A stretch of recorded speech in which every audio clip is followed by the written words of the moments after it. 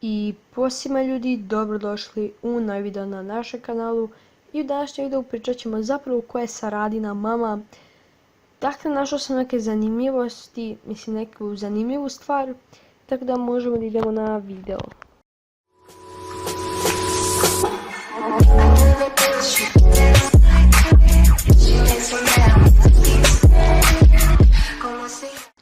Dakle, kao što možete vidjeti, mi smo ovdje na Narutopediji, Naruto Uzumaki. Sada, kao što vidite, ovdje, sad vam pomerim gore, znači Naruto Gaiden, 7. Hokage, znači Gaiden ili tip manga.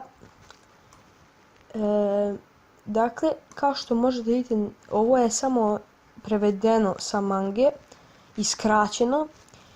I dakle, ja mislim da je ovo tačno. Sad, gdje možemo krenuti ovako, odavde. Na Saradu i Suigetsu.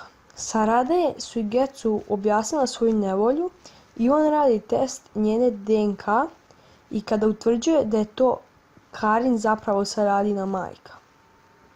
Naruto pokušava da je uteši, ali ga Sarada naziva lažovom i govori da nema nikakve veze sa Sakurom. Znači, to je taj deo gdje, znači, bukvalno objašnjava da je zapravo Sarada Sakurina, znači Sakura joj nije mama, već joj je Karin mama. Da.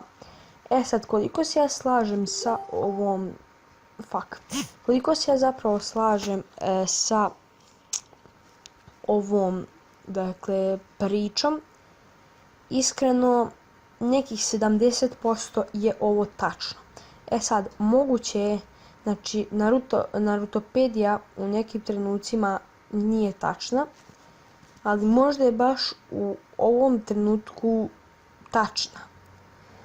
Jer samo vidite sve što se tu dešava. Ako hoćete, uđite na Narutopediju Naruto Uzumaki i pročitajte ovo sve i vidjet ćete da je bukvalno tačno sve što je tu napisano. Ja sad mislim da je to prevedeno sve i da je samo ubačeno tu u Narutopediju sa mange i ovdje se nalazi jako dobar deo. Sada, možda je ovo prvi deo, možda je Suigetsu slagao bukvalno da je Karin Saradina mama, da bi upala u depresiju, ali možda je to i tačno. Sada, neki youtuberi, ne bi da sada pričam, strani youtuberi su pričali kako kasnije u mangi se kaže da je zapravo ispostavilo se da je Sakura njena mama. Ali kao što možete vidjeti, bit će onda negdje slika, Karin i Sarada su bukvalno iste. Da, sada, koliko je to tačno ja ne znam, ipak želim da vi napišete vaše mišljenje. I da, ako vam se svidio ovaj video, obavezno ga lajkujte. I hajde da probam na ovom videu nekih 20 lajkova. Tako da, eto ljudi, vidimo se u sljedećem videu, a do tada veliki pozdrav.